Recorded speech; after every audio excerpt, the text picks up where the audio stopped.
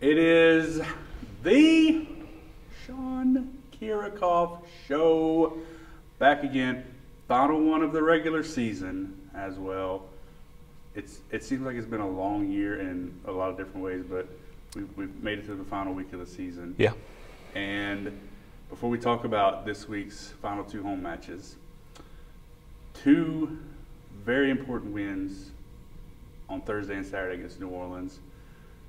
What did that mean just in terms of getting back to the way we want to play, especially here late in the year, but also seedings, confidence, all the things that went into it to get two wins like that? Very exciting. Very important for all the reasons that you just said. So going into those matches, New Orleans was just right above us at 5th place. So now, unless I'm mistaken, we're tied at 5th, but we win that tiebreaker, obviously. And that's huge. With the way we have the tournament set up now, with the 2 byes for 1 and 2 and then 3 and 4, to get 5th, that matches you up with 8th. And then, you get on a roll and go for the rest of the matches in the tournament. But it was good for confidence to get back to wins. I mean, we had that close call with Southeastern, almost had that one, which would have been great. And then to go back against another team that is good and provide some matchup problems for anybody in the conference in how they serve aggressively and their size at the net, to be able to, produce and produce efficiently in most cases, not all cases. But, I mean, it's just good from a confidence standpoint to be able to grind out points and make sure that you're playing well against a good opponent. You mentioned it after Thursday's win, how, it would be, and even earlier in the week, how the dynamic of playing a team back-to-back within that short amount of time would be different than earlier in the year when we did it against Nichols. And you said, Thursday was the best practice we could have ever gotten for that match. And certainly with the way we played for most of that day on Saturday, certainly rang true. Absolutely. Came out in the first 2 sets and we were fantastic and just really carried over everything that we knew from the scout going into Thursday and then learned during the match. And I mean, it was clockwork. They went and started making a bunch of subs. And then eventually came back and said, okay, starters, come back again and give it another shot. And to their credit, they came out and they played much better. Were not making the errors that they were making in sets 1 and 2, and put a lot of pressure on us. But I mean, that's what, good teams do. I mean, they were also fighting for survival at that point in the 3rd set. But then credit to our team to be able to go, okay, that was another rough set for us. But to bounce back and just control the situation in the 4th and had to earn that one. I mean, it was close. So, I mean, just a lot of good things in that match. Take a second and talk to me about the defense as a whole this year. Over the weekend, anytime you said it with Reagan, anytime you're saying things like first ever or second ever or any of those type of things, it's a special kind of deal. Second time in program history where we've had 2 players with 400 digs in a season. Ashlyn and Simone doing that. But talk about the defense as a whole and maybe specifically those 2 and just how good it's been consistently throughout the entire season. Yeah, I mean, going into the season, I thought we were not necessarily in sync with each other defensively and working hard, but just maybe, not knowing what somebody next to you is going to be doing. And I'm specifically talking about the back row. And that all started to just kind of click. We know that this is, Ashlyn is early in her career as a libero, so she is improving every single day and doing a much better job defensively as far as digs.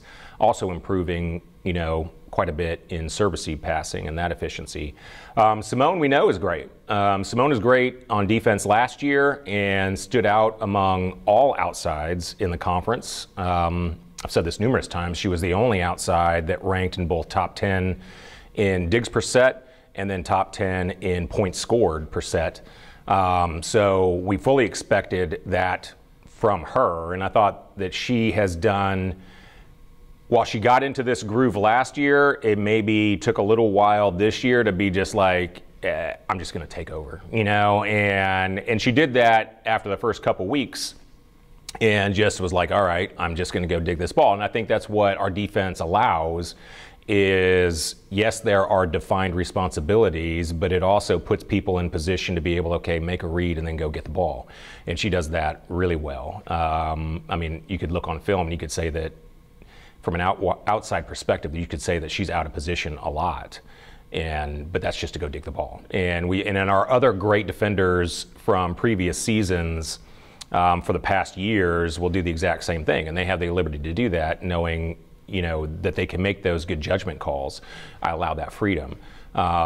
If you prove that you cannot, then you got to stick within a certain range, a bubble. But I mean, Samoa's been great, and I don't know if you wanted me to talk about Reagan too, but if you want, that was just another sort of defensive moment that happened last week with her 100 blocks, and now she's, I think, 5th all-time or 5th single-season blocks, and can move up that ranking before the season. And just another note on Simone, like you said, anytime you're passing the name Stacy DeFrancesco on any list, it's good. And she passed her this weekend for most digs by an outside hitter, which is another cool little cherry, I guess. Absolutely.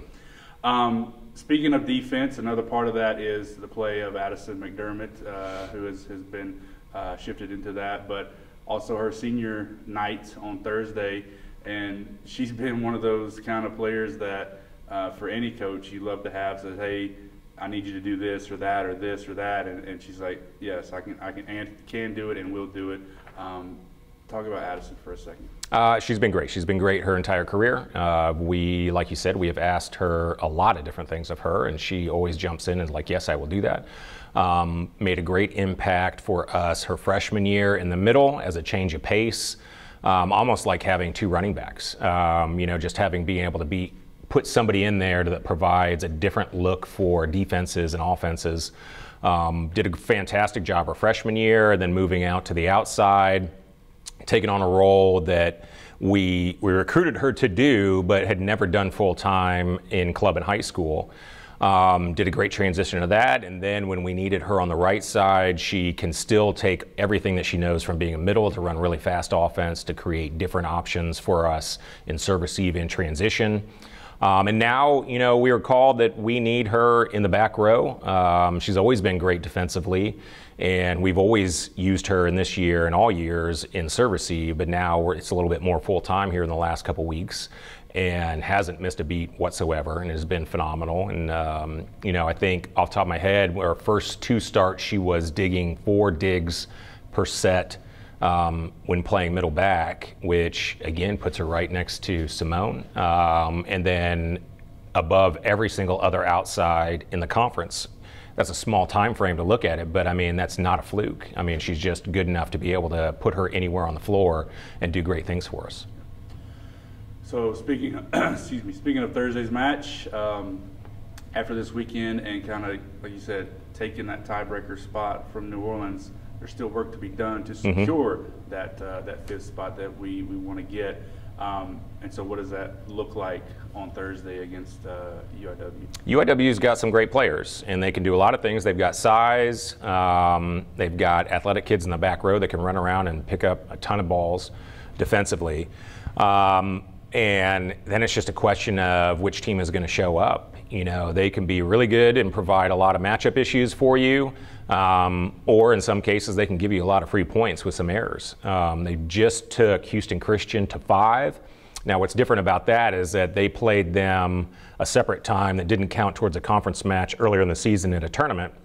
And so you got to think, the more they play them, the more comfortable they are. And so it does make sense that the 3rd time they see them, they can go, okay, this is what we got to do, because we've seen everything that works and doesn't work in those previous 2 matches. And it makes sense that they go 5 with them. But still, Houston Christian is good. We know that.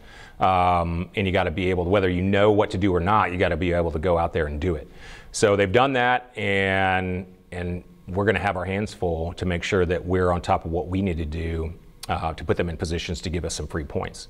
And then Commerce, we did not play well against Commerce, and they have struggled the last few matches. And so the other question is, who's going to show up? The team that just ran a clinic of fundamental volleyball against us when we played them there, or the one that is giving up too many easy points against teams in the last few matches?